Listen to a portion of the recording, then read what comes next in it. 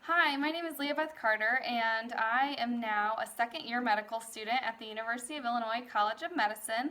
I'll graduate in 2022, and I can honestly say that my first year of medical school would not have been as successful if it was not for Firecracker MD. When I got to school on the very first day, my peer mentor came to me and she said, "Here's a copy of first aid," and she actually had bought me a physical copy of the book, and she said, "Now go get a Firecracker subscription, and those two things will take you very far." And she texted me that night and she's like, "Did you get Firecracker yet?" And I was like, "No, I didn't." And she kept nagging me about it until I finally did. And I was kind of confused the whole time, especially those first few weeks. I don't think any first-year medical student really knows what they're doing. But then exam time started coming around and I was starting to panic.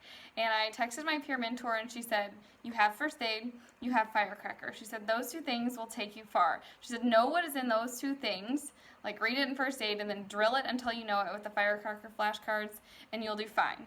And I took her advice and I was very satisfied, and that's kind of been my main method ever since. I'll use some outside resources, but usually everything comes down to Firecracker.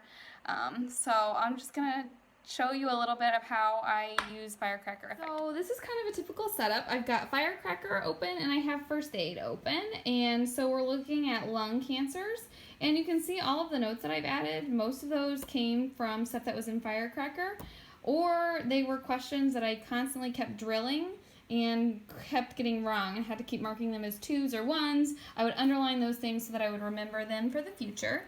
And then if you look at my Firecracker page, you can see all of the notes that I've included.